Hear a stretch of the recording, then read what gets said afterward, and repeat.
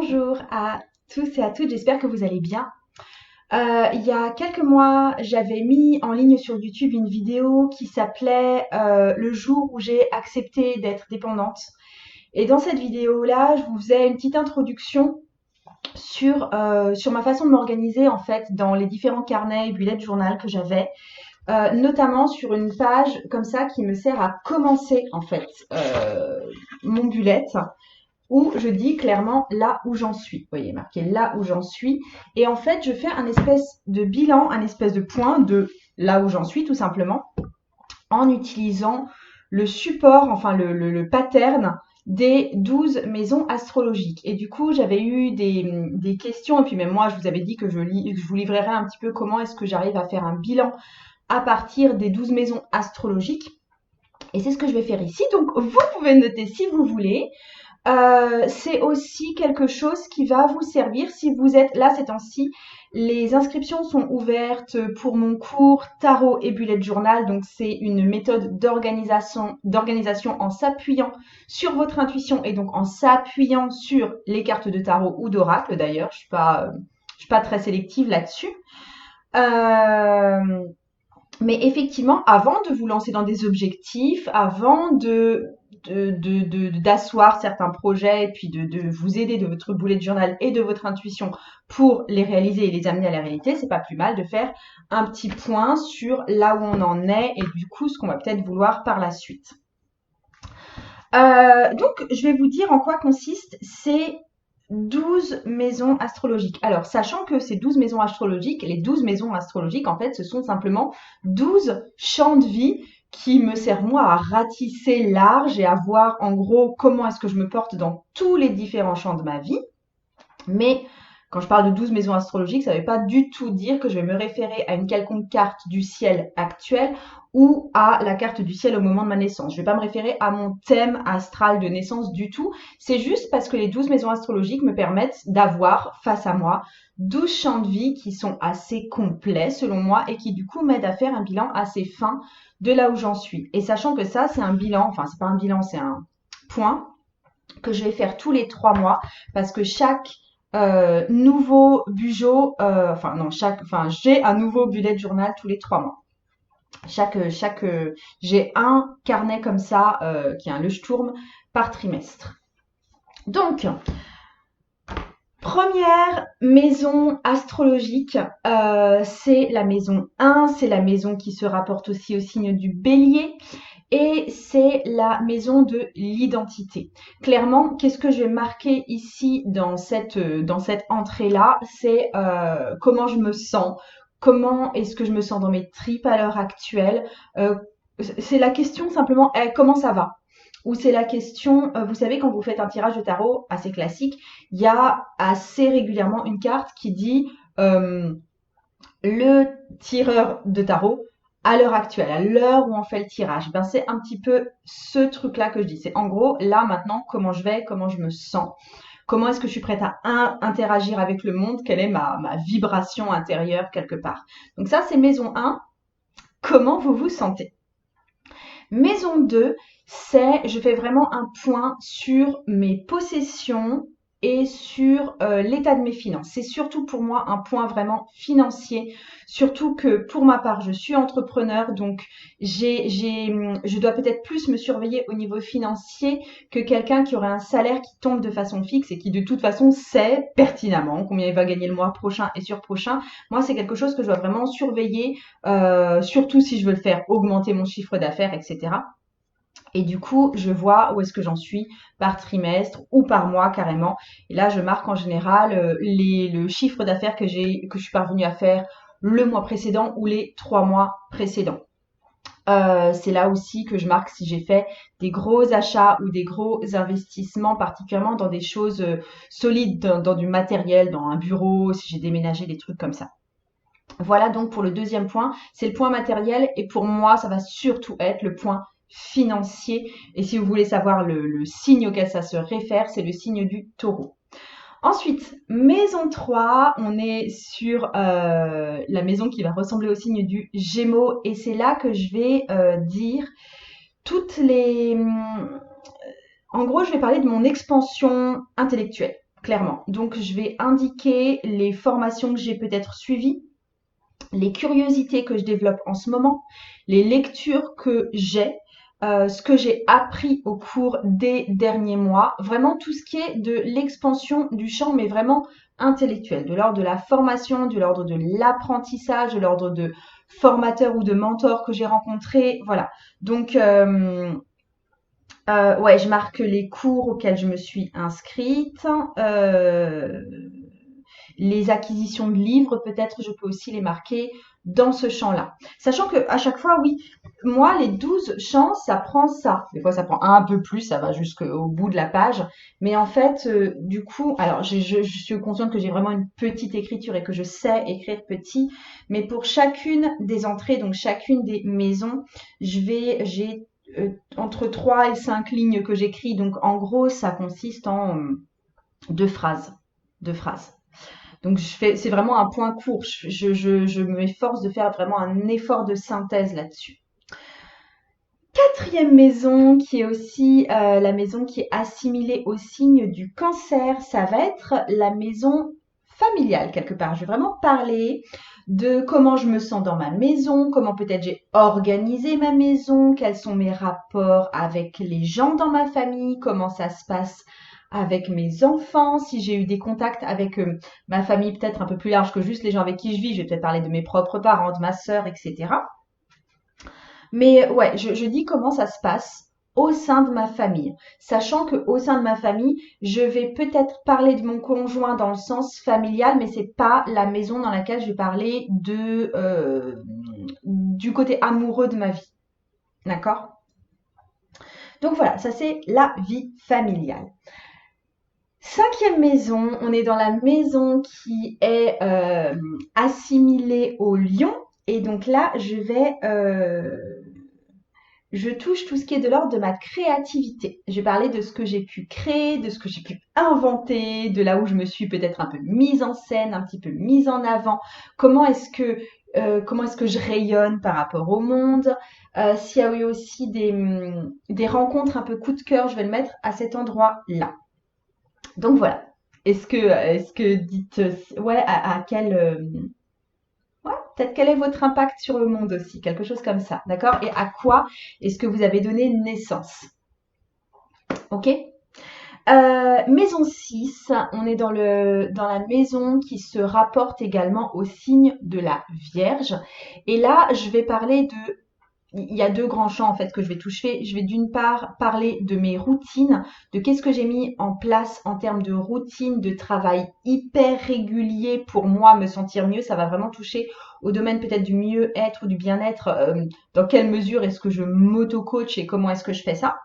Donc, alors, c'est pas quelque chose que je sur lequel j'écris vraiment beaucoup, étant donné que ça fait longtemps que mes routines sont les mêmes, donc j'ai qu'à marquer que c'est pareil, quoi. C'est voilà. Par contre, l'autre, je marque aussi si j'ai intégré des nouvelles choses dans mes routines, et ça peut concerner mes routines moi en tant que femme, que mère, etc. Mais ça peut aussi concerner mes routines en termes de travail. Qu'est-ce que j'ai décidé à partir de maintenant de faire tous les jours? Qu'est-ce que j'ai décidé d'examiner dans le champ de mon travail? Qu'est-ce que je suis en train de traquer, en gros? Et l'autre chose, c'est aussi le champ de la santé. S'il s'est passé des choses importantes au niveau santé, c'est aussi dans ce champ-là que je vais l'indiquer. C'est vraiment le champ de la santé. Et s'il y a aussi des choses du style, mais ça touche à la fois à la routine et à la fois à la santé pour le coup, tout ce qui a trait au sport ou à l'entraînement ou la décontraction, je vais le mettre dans ce champ-là également. Chine. Je me permets de chiner à la moitié de ces 12 maisons. Maison 7, qui est la maison aussi qui se rapporte au signe de la balance, c'est la maison du couple ou des partenariats privilégiés. Donc, je vais faire l'état des lieux pour mon couple et si jamais, alors là c'est pas le cas mais ça m'est déjà arrivé, si jamais je travaille de façon très très étroite avec un collaborateur ou une collaboratrice, c'est aussi là que je vais marquer comment ça se passe. Voilà, comment se passe cette cohésion à deux, en fait, cette cohabitation ou ce montage de projet à deux. Donc ça, c'était pour la maison 7. C'est une maison importante, mais j'ai pas grand-chose à en dire tellement c'est clair. La maison 8, c'est la maison qui se rapporte également au signe du Scorpion et c'est la maison où je vais parler de tout ce que j'ai traversé comme crise, comme remise en question profonde. Qu'est-ce qui a vraiment bougé? Qu'est-ce qui s'est remué à mort et qui m'a peut-être fait mal, mais qui m'a peut-être fait progresser, en fait. Donc, je vais parler éventuellement des disputes que j'ai eues, des grosses remises en question, des choses qui n'ont pas été, des choses que j'ai résolues et qui traînaient depuis longtemps. Euh, donc voilà, c'est tous les trucs, tous les passages de crise en fait. Euh, la maison 9, c'est la maison qui se rapporte au signe du Sagittaire. Et là, je vais parler de tout ce qui est mes découvertes, mes explorations.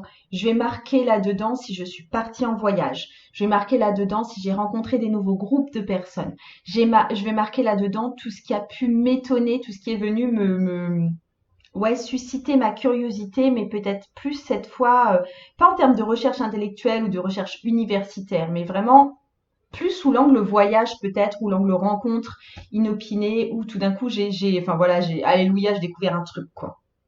Donc très sincèrement, souvent chez moi, ça s'en tient au voyage que j'ai fait, aux vacances que je prévois, aux sous que j'ai mis de côté pour tel projet d'aller voir un petit peu ailleurs, etc.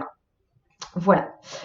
Maison 10, qui est aussi la maison privilégiée du Capricorne, ça concerne la carrière et le travail. Donc je marque ce qui a évolué dans mon travail et dans ma carrière. C'est aussi simple que ça, sachant que, mais par exemple dans mon cas, ça va être est-ce que j'ai lancé des nouveaux cours, est-ce que j'ai prévu des nouveaux programmes pour les personnes que j'accompagne, est-ce qu'il y a des choses que j'ai abandonnées ou que je vais réformer un petit peu. Par contre, je ne parle pas forcément de la partie strictement financière parce que la partie strictement financière pour moi se retrouve en maison 2. Maison 11, qui est également la maison du Verseau. Là, normalement, c'est la maison qui parle du collectif, des masses, etc., de nos idées aussi porteuses. C'est la maison dans laquelle je parle de mes cercles amicaux, de mon soutien amical, de mon réseau, de si mon réseau est étendu, si mon réseau est restreint, etc. Euh, voilà.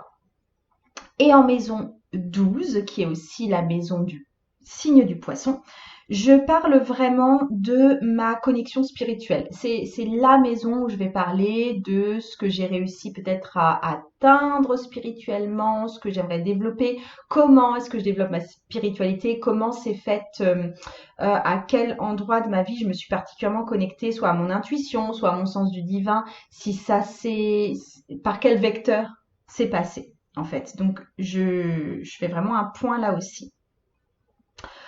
Voilà, j'en ai à peu près fini. Ce que je voulais aussi vous dire, c'est que ça, c'est vraiment pour moi un bilan. Il y a certaines personnes qui m'ont demandé si je me servais de ça pour me projeter, pour poser mes objectifs suivants. Et la réponse, c'est forcément oui, parce que je vais m'appuyer de l'état des lieux pour construire mes objectifs suivants, mais aussi non, et assez fermement non. Je ne décide pas, en fait, quand je vois ce tableau-là, je me dis pas pour chacun pour chacune des maisons, comment est-ce que je vais faire pour améliorer cette maison les 3 mois prochains. Je ne me fixe pas et jamais des objectifs pour mes 12 maisons. Parce que, très honnêtement, et c'est ce que j'explique dans mon cours tarot et bullet journal, 12 objectifs, voire plus, si vous vous mettez, je sais pas, 2 objectifs par maison, c'est beaucoup trop, vous allez être submergé, ça ne sert juste à rien. Et aussi, tout simplement, pour moi, il y a des maisons qui vont bien et qui sont, entre guillemets, stagnantes, et ça ne me pose aucun problème que ça en reste à peu près là, même si je garde l'esprit ouvert, bien sûr. Je prends par exemple la maison 11, qui est la maison de mes amitiés. Moi, j'ai un groupe amical solide, fiable, des gonzesses hyper extraordinaires sur lesquelles je sais que je peux m'appuyer quand j'en ai besoin et qui peuvent aussi s'appuyer sur moi quand elles en ont besoin. Et j'ai pas forcément envie de développer ça plus. Moi, c'est parfait, c'est très bien comme ça. Je vais pas chercher midi à 14h et du coup, il y a zéro objectif sur Ma vie amicale, parce que ma vie amicale, elle est top. Vraiment, elle est top. Après, ça m'empêchera pas, si jamais je fais une belle rencontre, d'avoir une personne en plus ou d'élargir le cercle ou d'avoir un groupe avec lequel je vais collaborer à une certaine époque. C'est pas du tout enfermant pour autant, mais j'ai pas forcément envie de me poser d'objectifs ni de missions là-dedans. Dans le même genre d'idée, vous savez, il y a beaucoup de personnes qui commencent des bullet journal avec leur champ de vie. Il y en a 6 ou 10 selon les écoles, on va dire, et elles se notent sur ces 10 champs de vie ou 6 champs de vie. En gros, elles regardent s'il y a des champs de vie qui sont quasiment nuls et inexistants chez elles, et il y en a où elles sont particulièrement épanouie. Et du coup, le but, quelque part, ce serait d'avoir tous les champs de vie où on est épanoui. Et en fait, je pense que c'est une mauvaise façon d'aborder les choses. Je pense qu'il vaut mieux se concentrer déjà sur des points clés qu'on aimerait développer. Et c'est pas forcément les points qui vont les plus mal qu'on veut développer. C'est pas forcément des fois, on a une ère de vie qui ne va pas forcément bien, mais on décide de s'en fiche et au contraire de vraiment mettre le paquet sur quelque chose qui va peut-être relativement bien, mais qu'on veut encore développer jusqu'à le faire arriver à un plein boom. Parce que dans mon expérience, quand on a un champ de vie qui commence à vraiment prendre de l'expansion, qui commence vraiment à s'asseoir et à gagner en efficacité, en grandeur, en lumière, etc., souvent ça fait effet boule de neige, ça va avoir tendance d'emmener tout le reste dans le bon sens également. Tandis que si on fait attention de oh là là, il y a ce champ-là qui va pas bien et je vais essayer, enfin il y a tous ces petits champs-là qui ne vont peut-être pas super top et je vais essayer de rééquilibrer tout ça, on a tendance à se disperser, des fois à creuser dans le vide, etc. alors qu'on a des super plein points forts sur lesquels on peut vraiment s'appuyer. Donc ça, c'était plutôt pour les projections, pour vos objectifs à poser et pas sur votre bilan. Ça me sert vraiment de point de départ, de point bilan, ça ne me sert. Ce ne sont pas des objectifs, ce n'est pas une projection. Et c'est justement dans le cours Tarot et Bullet Journal que je parle de comment est-ce qu'on va se projeter, combien d'objectifs est-ce qu'on doit se fixer, comment est-ce qu'on va réussir à les tenir pour en faire quelque chose qui va grandir et pas juste quelque chose où on dirait ah ben ça j'aimerais bien que ça s'améliore et tout le monde fait ça change jamais. C'est ça que je fais. Mais je pars de cette base, mais je me sers pas de cette base pour construire mes objectifs réellement. Voilà ce que je voulais vous dire. C'était une vidéo assez courte par rapport aux autres vidéos que je fais d'habitude. J'espère que ça va vous servir, que vous... Ouais, je suis assez curieuse de voir vos pages aussi. Et puis, je vous fais de gros bisous.